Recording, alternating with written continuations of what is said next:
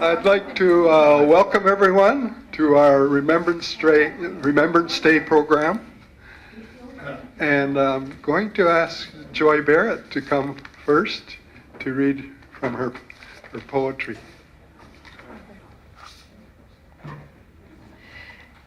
Good morning, everyone. It's really hard on a beautiful fall day like we see today, to remember the tragedy of the First World War and the terrible privations that the soldiers suffered in the trenches. British Columbia, in fact, had a population in 1914 of 400,000 between Vancouver and a handful of surrounding towns.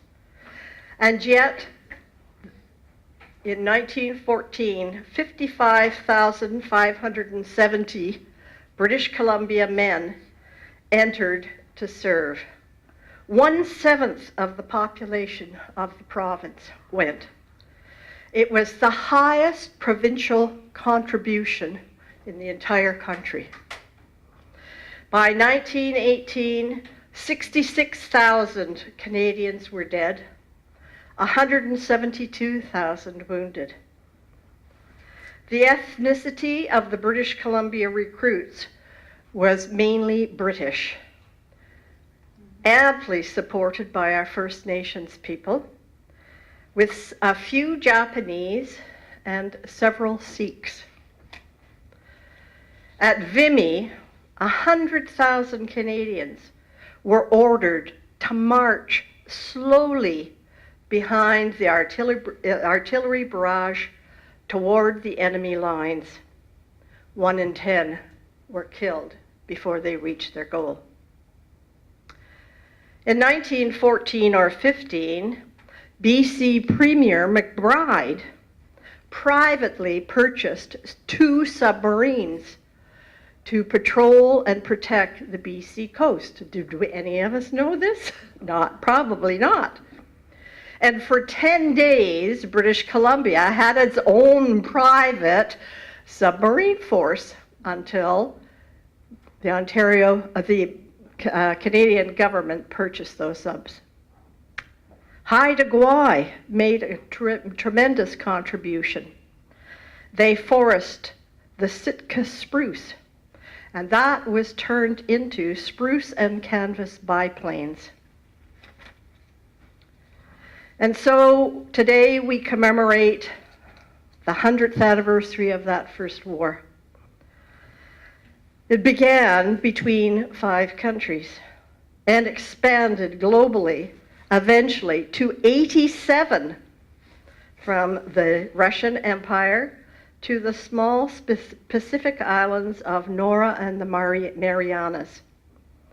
It was the largest loss of life in history. Before or since, 41 million people lost their lives, military and civilian. The battle statistics are appalling. At the sum, 3 months of campaigning, of sustained slaughter, 1,100,000 casualties. At Verdun, 500,000. In the Romanian campaign, 330,000 civilians. Forget about the military. The First World War saw the first genocide of the 20th century in the Armenian massacres at the hands of the Russian Empire.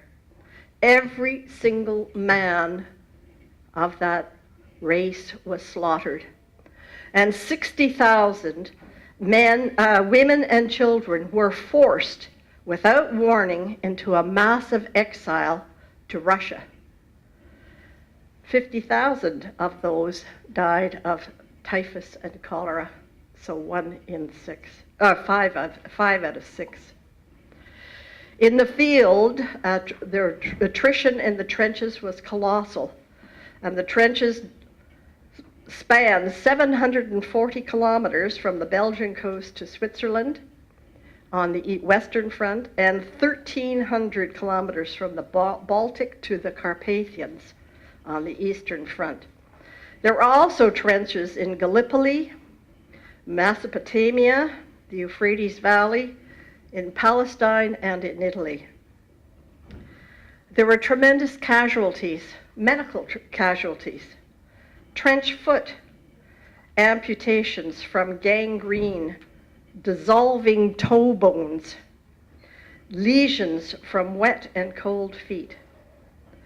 Trench fever affected 1 in 3 British troops. Recurring cases requiring hospitalization caused by rubbing the excreta of lice into their already irritated scalps. They got colds in their kidneys, trench nephritis, and that accounted for 10% of all hospital bed occupancy. From lack of vitamin C, constant cold and wet, and the high degree of bacteria in the soil from rotting corpses and manure. They also suffered from trench mouth, dreadful diets, cigarettes, poor dental hygiene, led to swollen gums, bleeding, loosened teeth, and mouth ulcers. The incidence of lockjaw in the first years of the war, in the Flanders, started from the least little scratch and caused incredible numbers of deaths until the tetanus vaccine was discovered and all recruits were inoculated. The 18-pounder shells were each of them packed with 300 lead balls. They were fired into the air where they exploded, sending those lead balls everywhere in the surrounding area with great velocity. When they hit flesh, they dug deep, deep, causing what they call gas gangrene, because there was no fresh air getting to the wounds to heal them. So I'm going to read from my book. I read last year from the same book called Toxic Mist. This year I'm going to read A Bluebird's Lament. Now, the bluebird was the name given by the troops to the Canadian nurses who were dressed in bright blue. Their uniforms were bright blue, and they, of course, always wore the white apron with the red cross on it. Bedpans, mud, sepsis, bloody wounds, dreadful cries.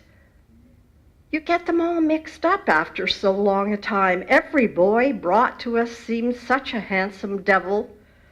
We were always saying in letters we wrote to the homes and families, saw them all as being so beautiful, as we could not bear to see their broken bodies, so fragile, easily smashed, so tragic.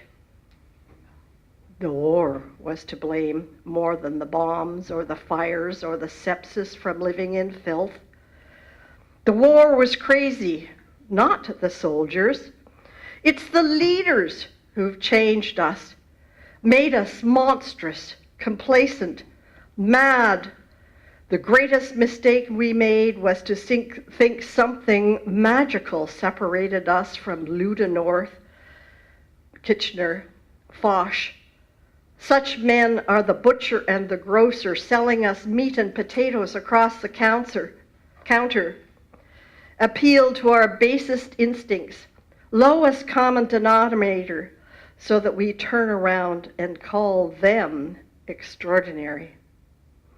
Bedpans, carbolic acid, doses of castor oil, morphine, blood, bed baths, ipecac, calomel, tetanus, cots, gangrene, bandages, ether, sleeping draughts, bedpans, carbolic, debriding flesh, gangrene, bloody bandages, washing broken bodies, fresh linens, bed paths, stench, rats, pus, blood, green-tinged limbs, rotting toes, bedpans, blood transfused, morphine screams, pain, death, blood, fresh linens, sweet boys dying, swelling pus, blood, cries, bandages, fresh sheets, tears, drains, inflamed stumps, aching backs. Mother, help me. Words of comfort, letters home. Sister, what's wrong with my feet? I can't feel them. Blood, bandages, changed linen, dead bodies, dumped bedpans, screams, pus, gangrenousness, flesh, fresh linens, bandages. So tired, so many lads, such fear they face. Sorry for them. All blood, fresh sheets, bandages, blood. Does it ever end?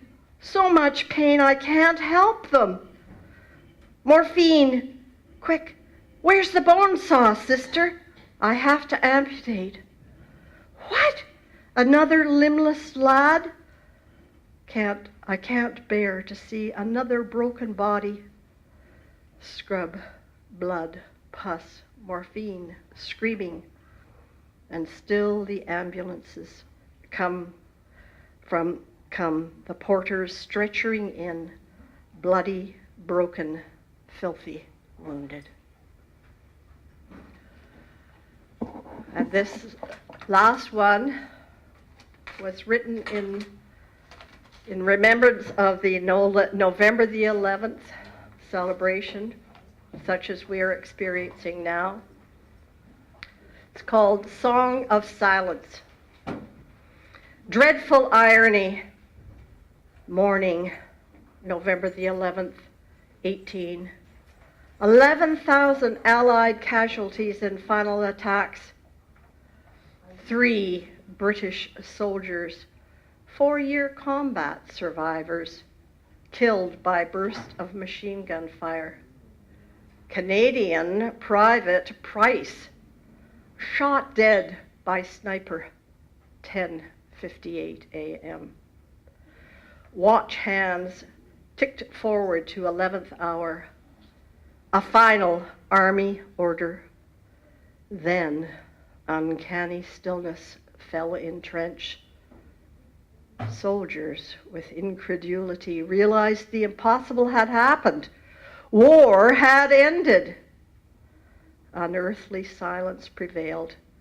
No rumbling guns, no machine gun staccato, nor roar of exploding dumps broke the day.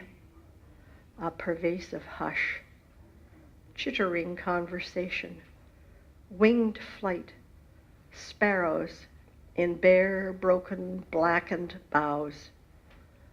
No slaughter, no maiming, no mud, no blood, no killing. This immortal day arrived. Our hearts could not contain this happiness. This joy overwhelmed. Gazed, stupid, mute. Thank you.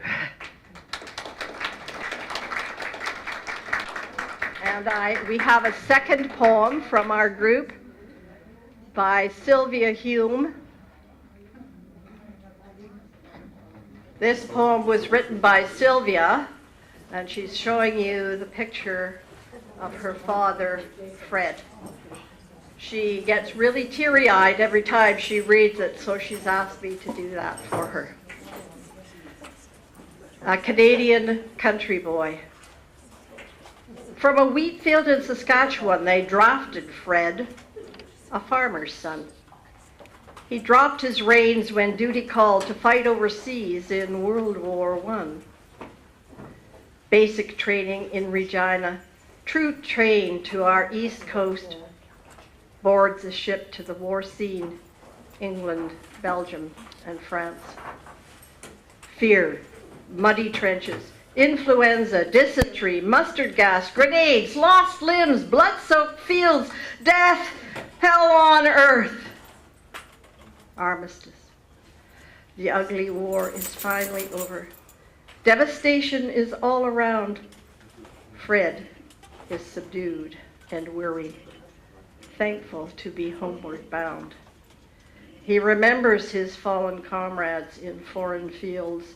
They now lie. We shall also never forget them. They served their country. They died.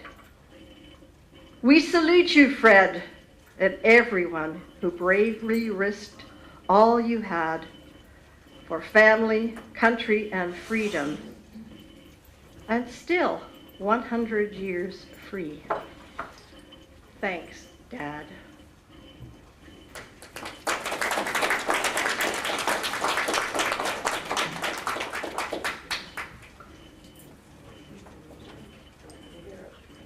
And now we have one of the great pieces of literature that came out of the First World War, and of course that is In Flanders Fields. And we have Jag from the Learning Center to read that poem. Jag, I've asked Jag to introduce himself. I will introduce myself. What grade you're in? Okay, well, my name's Jag. Hi. I'm grade 11. I play hockey. That's all I can really say about myself. But yeah, here goes. In Flanders Field the poppies blow, between the crosses row on row, that mark our place, and in the sky the larks still bravely singing fly. Scares heard amid the guns below. We are the dead, short days ago. We lived, felt dawn, saw sunset glow. Loved and were loved, and now we lie in Flanders Field. Take up our quarrel with the foe. To you from falling hands we throw the torch. Be yours to hold it high. If ye break faith with us who die, we shall not sleep through poppies grow in Flanders Field. Thank you.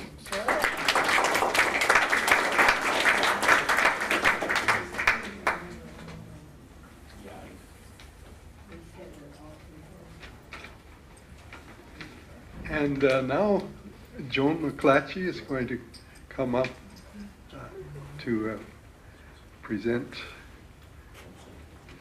how the war affected her grandfather.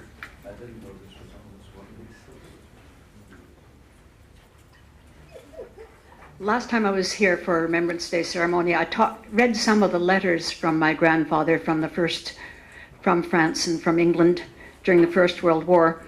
This time, my emphasis is going to be a little bit different. My grandfather was killed in 1917. And so I'm going to be talking almost as much about what the fallout from that is. When someone is killed, it's the end for them, but it's not the end for their families. And so I will talk a bit about that. First of all, briefly, my grandfather, a bit of his history. He was born in England, like so many of the ones who went over from British Columbia. And early in his life, very early in his life, he left home in England and went to South Africa and got involved in the Boer War. I believe he was a messenger boy. Following that, he ended up in South America, where he became very good friends with a fellow by the name of Robert Service, you may have heard of. And because of that friendship, he ended up in the Yukon, where he and Robert Service were both clerks in a bank in Dawson City. And my grandfather then proceeded to finish his education and ended up being called to the bar both in the Yukon and in British Columbia, and came down to Vancouver, where he opened a law office and hired a secretary who became my grandmother. And they had a child in 1912. In 1915, he went overseas with the 69th Overseas Battalion Canadians as a private. And when they landed in England, he ended up being pulled out for officer training. And so he got to live a little bit longer. And he went into the trenches. And I'm only going to read one short note from him. And that one came on a card that he wrote on November the 29th, 1917. And it said, "Dear Tina," my grandmother, "returning to the line tonight. I hope this will reach you before Christmas. Also, you get parcel. Well, I suppose you've read in the papers all about the new push. I went over with the first wave behind the tanks and had rather an exciting time. The Hun shells were not too bad, but the MG machine gun bullets did fly around. And 3 or 4 times going over, we had to bury our faces in the mud and hug the Mother Earth. I would much rather have you to hug. What do you think? Must close now with love." That is the final message from him. It wasn't until December the 20th that my mother received a telegram. And the telegram addressed to Mrs. Claughton: "Regret to inform you, Second Lieutenant John Harold Claughton, Machine Gun Corps, is reported missing November 30th. That's the day after the note that he wrote from England. This loss does not necessarily mean either killed or wounded. Further news on receipt. Secretary Office." Okay, that was 3 weeks after he had, the event had occurred. Now, one of the problems with the First World War, it was a new experience to have people just, officers, soldiers, just disappear. Usually they had bodies and they had an officer who wrote, commanding officer who wrote home and notified the authorities that they were dead. And for many, many in the First World War, this did not happen this way. And my grandmother spent a long time trying to find out what had happened to him. One of the immediate repercussions is his pay stopped. Because he wasn't located, because they didn't have clear information on what had happened to him, she found herself destitute, actually. And I don't know how many months it went on, but she ended up, of course, living back home with her family and dependent on them for herself and for her daughter. And we have one message from somebody who had seen him, which was written in March of 1918, 3.5 months after he'd gone missing. Probably you are aware that a very strong attack was launched by the enemy on our positions on November 30th. At the time of that attack, my position was some distance from the guns commanded by Second Lieutenant Claughton, and I'm very sorry to say that I never came in contact with him afterwards. I assure you I should only be too pleased to give you any information concerning him if it lay in my power, knowing that this anxiety it must be giving his people. However, the only consolation I can give him is that he was one of the best, and I sincerely hope he may be alive and well, as I've had the honor to be in charge of guns under his command on many occasions. Doesn't tell us anything, of course. Didn't tell my grandmother anything. And it wasn't until September of 1918 that my grandmother received this from the War Office in London. "Madam, I'm commanded by the Army Council to thank you for your letter of the 14th of August to the effect that you have received no further information concerning Second Lieutenant Harold Claughton. The Army Council are in consequence regretfully constrained to conclude that this officer died on or since 30th of November 1917, and I'm to express their sympathy with you in your bereavement. I am, Madam, your obedient servant." A long, long time later, 10 months later.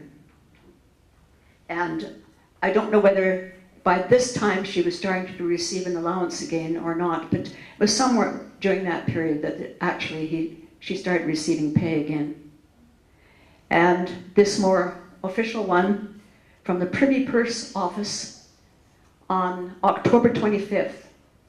"Dear Madam, the King and Queen have heard with deep regret that the death of your husband, Second Lieutenant John Harold Claughton, in the service of his country is now presumed to have taken place in 1917. I was commanded to convey to you the expression of their Majesty's sympathy, etc., etc., etc. Anyway, so on for a year later. And again in November, another more official letter that says, not in a position to issue a formal certificate of death. That has all kinds of repercussions in terms of dealing with such things. Looking, however, to the length of time that has elapsed since this officer was officially reported missing, during which period no further information has been received concerning him, to the fact that his name has not appeared in any list of prisoners of war received from the German government, the Army Council are regretfully constrained to conclude for official purposes that Second Lieutenant Claughton is dead, and that his death occurred on or since the 30th day of November. I am to add that the Army Council have unfortunately no doubt as to the death of this officer, and saying that they can use this letter, she can use this letter as an official notice of his death for dealing with things. So finally, and a nice little note here, received on 1923. I'm directed to transmit to you the accompanying British War and Victory medals which should have been conferred upon Second Lieutenant John Harold Claughton had he lived, in memory of his service with the British forces during the Great War. I am forwarding the decorations I am commanded by the King to assure you of His Majesty's high appreciation of the services rendered. And the final paragraph, nice note. I'm to request that you will be so good as to acknowledge the receipt of the decorations on the attached form. Anyway, and in 1934, still correspondence about his presumed death.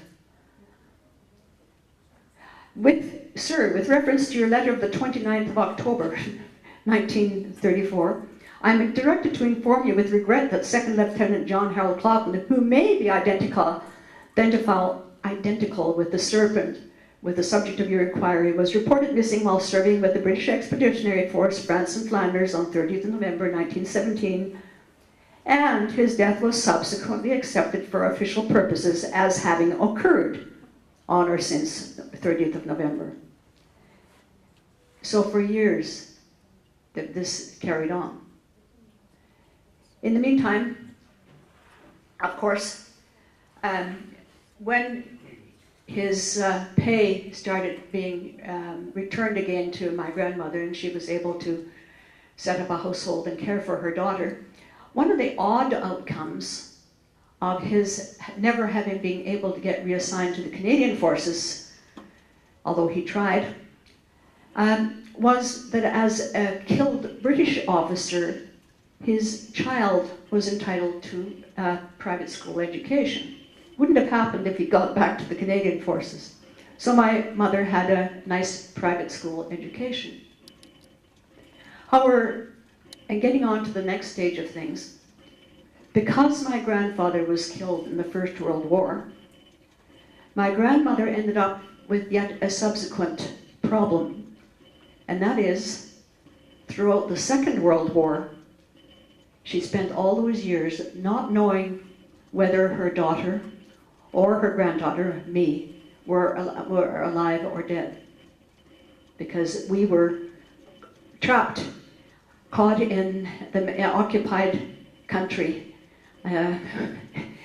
Anyway, when my mother grew up, because my grandfather had been killed, she had two aunts in England, my grandfather's sisters, who had never met their niece and wanted very much to do so, and they invited her to come to England and spend some time with them. So in 1931, because in those days there were no transatlantic flights, my mother got on board a Norwegian cargo liner in Vancouver Harbor and headed down the coast and through the Panama Canal and across the North Atlantic to spend time with the aunts in England. On that Norwegian cargo liner was a young captain, youngish captain, who just had his first command. And a romance developed. And my mother spent a year in England, came back to Vancouver, and the family were pretty upset about this romance. I mean, not only was he a foreigner, but also he was quite a bit older than my mother. Anyway, so at one point my mother took a train down to San Francisco, met my father's ship coming into port, and they were married in San Francisco. And so I ended up being born in Norway 4 years later. And when the Second World War began and we were living in Vancouver, my father, as a Norwegian Naval Reserve officer, was called up and had to return to Norway. And we, because Norway had been neutral in the First World War, intended to be neutral in the Second, my mother and I sailed across the North Atlantic in October of 1939 and joined with him in Norway. And of course we got caught in the invasion and all the outcomes of that. And my grandmother here in Vancouver was unable to get any mail through. We couldn't get mail out. And she did not know what had happened to us. It's pretty tough on her and pretty tough on the situation in Vancouver. And I would like to say that people are very, very strong and they deal with all of these things. But my grandmother, let's be honest, developed some issues with alcohol over that period of time. And I would attribute it to the First World War and to the Second World War. And also to carry on with the repercussions, of course, I was brought up, of course, at that time as a Norwegian citizen and lived through that war, and as a result, still have a very, very strong feeling of ties with Norway and love and respect for that country, and also for the part my father played in the Second World War in helping to free the country. So these repercussions from deaths carry on from generation to generation. It changes things. At least in the case of my grandfather, he had a child. For other families, so many of them died young and left no offspring behind, and their story ended with their deaths, except for their families who have remembered them, but there is no new generation to carry on. So war is more than the death of one individual. And of course, there were so many millions who died in that war. Thank you.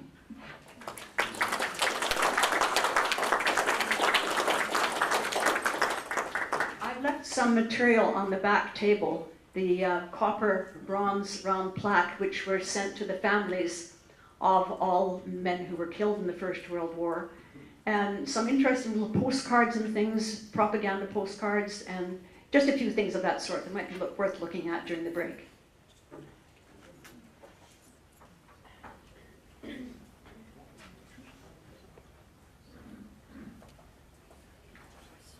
Thank you, Joan.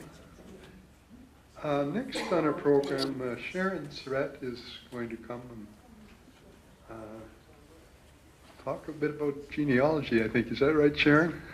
Finding records. Records, right.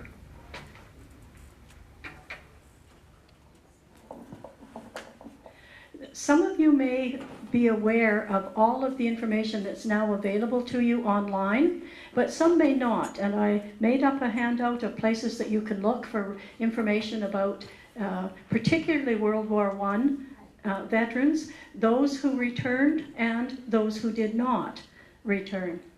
Library and Archives Canada, which we can be incredibly proud of, has documented and now has electronic files on every person who served in the Canadian Expeditionary Forces who was from Canada, and the nursing sisters as well. So you can go on Library Archives Canada, and I'm not sure if I have the handout here or next door, and look up the record of your family member or someone in your community, and you will be amazed at what you find. There was originally, you could get the attestation papers, the paper when they signed up that would say, in the case of my great uncle, that he was age 26 that he was 5 foot 6 inches tall, had black hair, blue eyes, scar on his left arm, that kind of general who he was when he went into the war. But and if they died overseas, which he did happen to do, you could get the memorial. In Ottawa, there is a book of remembrance of all of the soldiers who died in the First World War, and they will tell you the page number, and there's copies of these things here. They will tell you the page number. Look in the Book of Remembrance on page 324, and you will find Willard Desmond Higgins in that Wire, so other side of the family, in that record. Now they have put all of the records, they've digitized all of the records, and you can now go online with the name, and if you know the battalion or the service number of that particular person, you can get everything in their record. I was looking with, I do a lot of genealogy. Someone asked me for help. They wanted to know something about one of the Legacy family who had been gassed in the First World War, but he didn't die overseas. We looked up his record, Frank Legacy from out in Hatzig. There are 132 pages available online. His original signing up, which includes his parents' names and other genealogy information, everywhere where he went for training, everywhere he served, after he was gassed and sent back to Britain, every hospital he was in, every treatment he received when he returned to Canada, his whole record, 132 pages of information. Now just imagine if that was your grandfather, or your great-grandfather, or your uncle. To find all of this information as it was kept. It's almost like it's not a diary, but it's almost like that in terms of the amount of information. Now, depending on how many times your ancestor might have moved or been transferred to different places, the record might be 7 pages or 17 or 137. But there's a mass of information that is available to you. Particularly World War I has now been completed. They're starting to work on other records. You can find some information about World War II, but not nearly as much, because it's still some of it under the Privacy Act. But if you're looking for a particular individual, or if you have an assignment, pick a soldier, choose someone, and do some research on them. There's also quite extensive information about women in the Canadian nursing sisters, and Joy read a story of one. I just want to grab a book.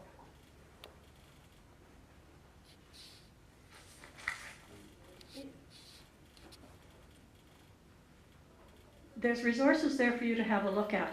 But what I've done over the years is records of women from this area, from the District of Mission, that have served overseas, because we don't get nearly as much information about the women. This is Mary Constance Hodgkins, came home and married a Dempster. She was in the Army Medical Corps.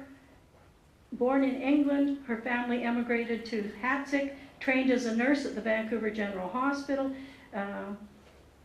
served in England, was hospitalized, returned home in 1919. Her records include excellent nurse, good administrative skills, strong surgical skills, exemplary personal conduct, very tactful, bright, and cheerful. So that's the kind of information. You might not know anything about this person if she's your ancestor.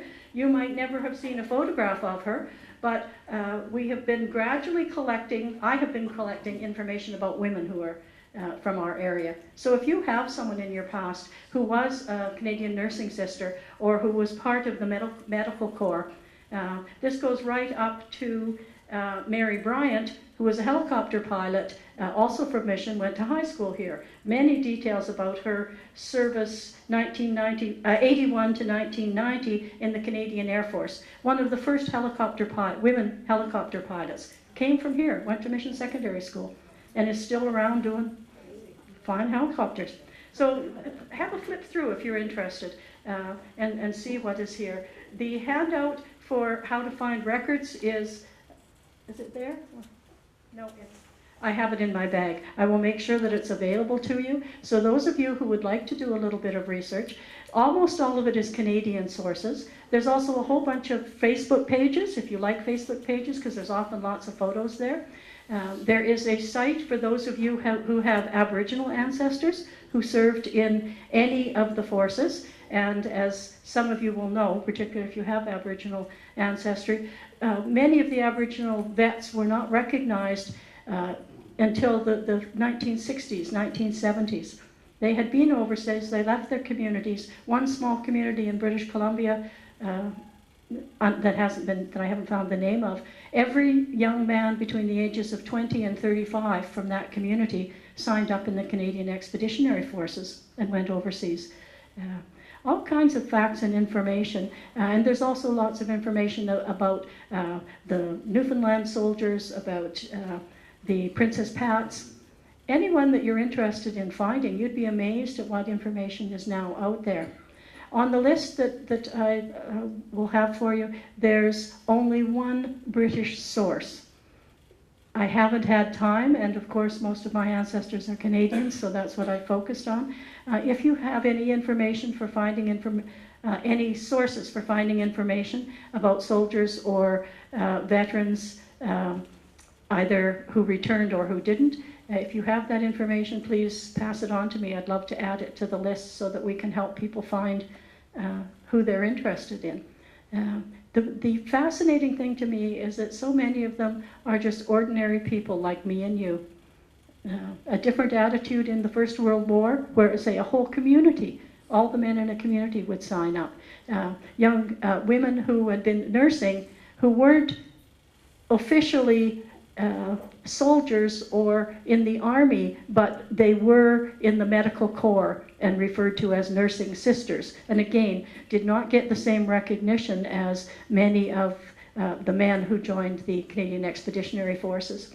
So it's worth looking up these people, finding out who they are. They led a life probably very much like you, had a farm out in Hatzick, fed the cows, milked, went to school, built their homes, sometimes returned, had families, and sometimes didn't. But I really encourage you to do some research. If you need help, if you say, well, I can't use the internet, I don't know how to do those kinds of things, please either come to the Mission Genealogy Club, which meets on the third Thursday in this building, or just catch me and say, Sharon, help me with whatever, and I'll try and find a time to do that. So I really do encourage you,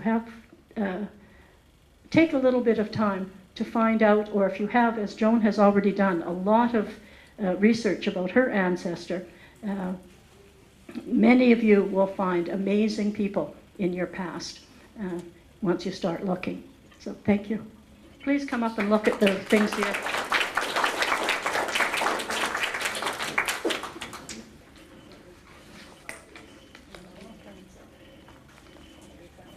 Now it's time for a break and a bit to eat and coffee, tea, and we'll resume, I guess, in about 10 or 15 minutes for our musical portion of today's program. Now, it's called Remembering World War I, musical theater production. Do I need to mention the contribution from Canadian Affairs?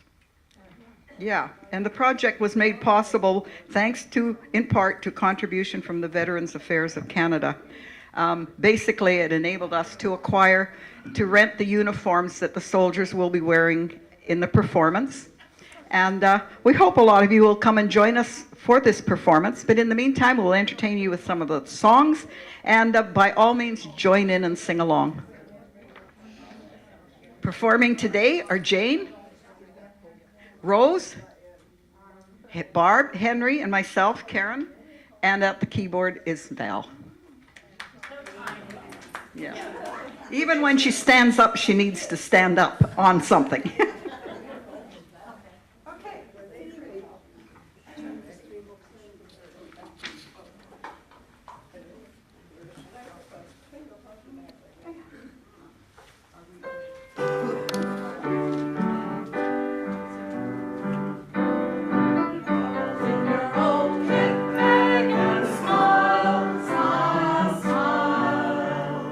While you but Lucifer to light your fag, smile.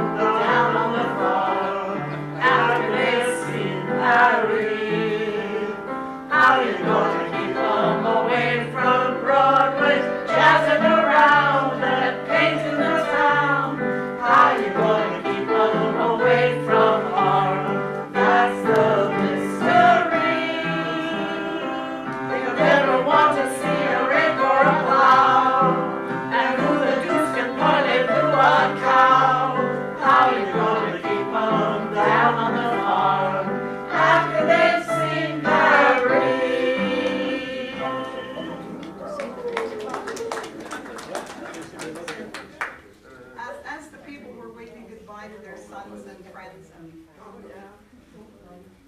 family members. They were singing this.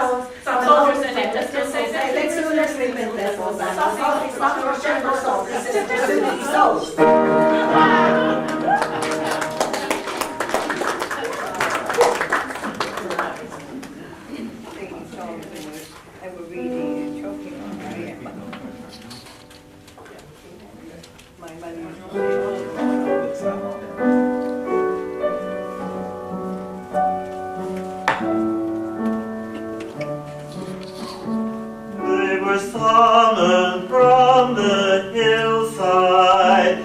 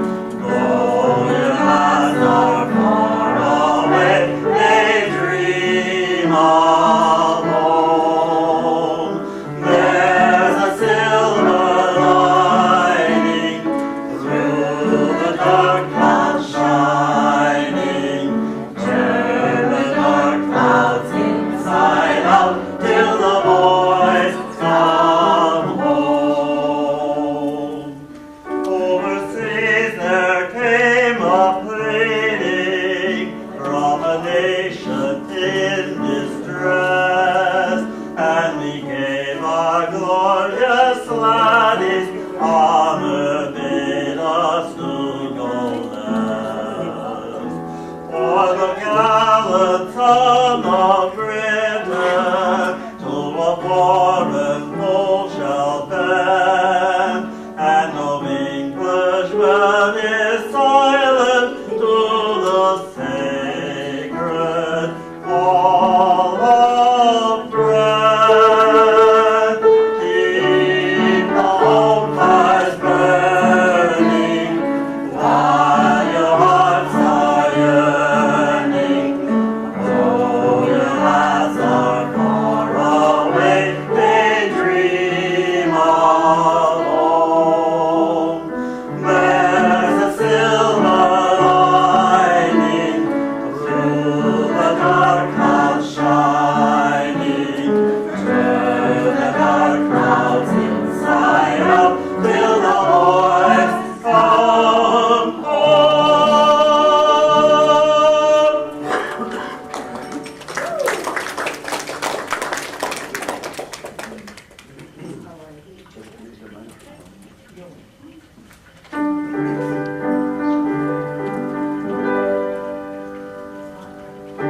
How I hate to get up in the morning. Oh, how I like to remain in bed. For the hardest part of all is to hear the buglers call. You gotta get up, you gotta get up, you gotta get up in the morning. Someday I'm going to murder the bugler. Someday they're going to find him dead. I'll have you take his reveille and stomp upon it heavily and spend the rest of my life in bed. Bugler is the army, is the funkiest of men. He wakes the boys at 5 and then goes back to bed again. He does have to blow again until the afternoon. If everything goes well with me, I'll be a bugler soon. Oh, how I hate to get up in the morning. Oh, how I like to remain in bed. For the hardest part of all is to hear the buglers call. You gotta get up, you gotta get up, you gotta get up in the morning. Oh boy, the minute the battle is over. Oh boy, the minute the foe is dead. I'll put my uniform away and go back to missionary and spend the rest of my life in bed.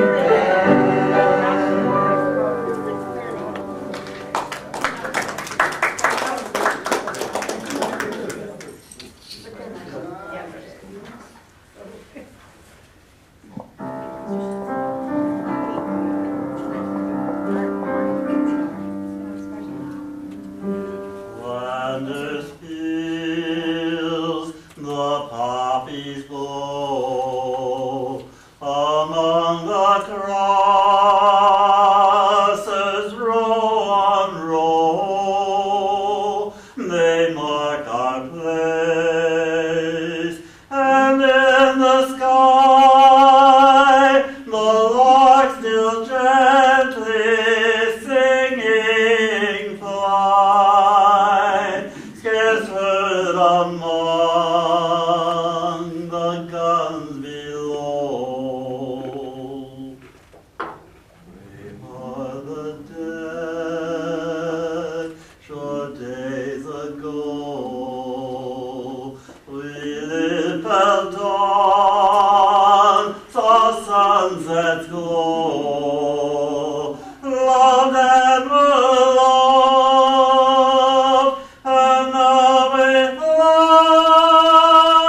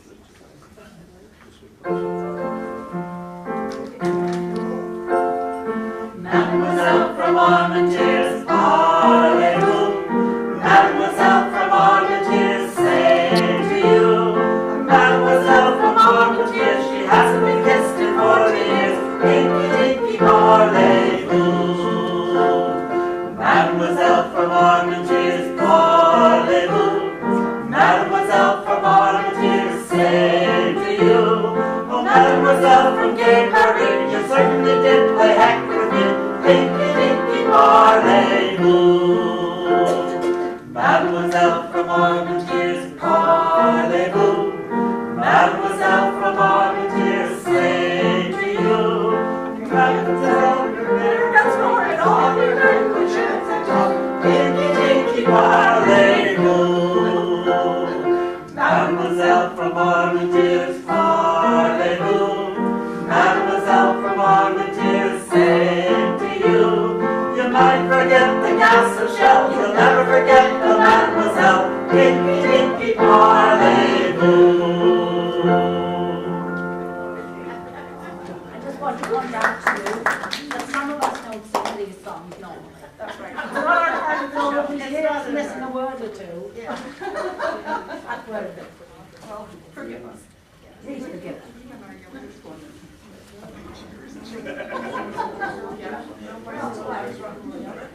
We never give up. Now,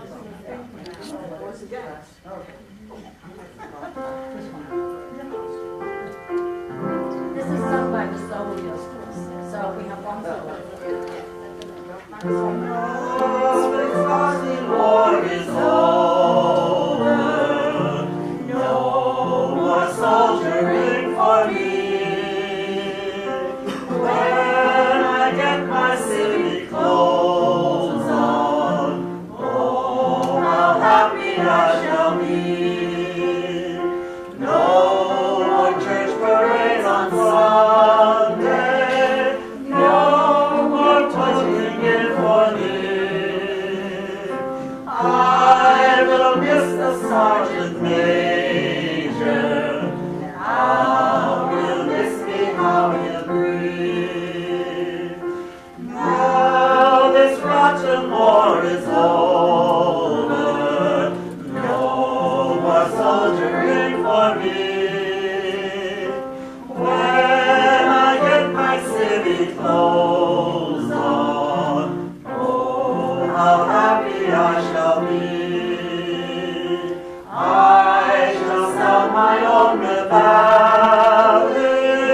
I shall make my own tattoo. No more NCOs to curse me, and no more rotten army stew.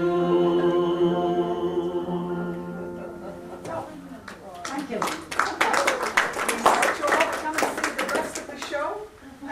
Some of the other singers are much better than Sing the right words. and they sing the right words. So, ladies and gentlemen, in closing off our program, I'd like to thank everyone who helped, our volunteers, the students who set up the room for us and are going to put things away, all those who brought food, and all those who made our program so interesting today. The theater group especially, who have entertained us here with all that wonderful music and old memories. So everyone, thanks for coming, and we'll see you again probably, I hope, at our Christmas party next month.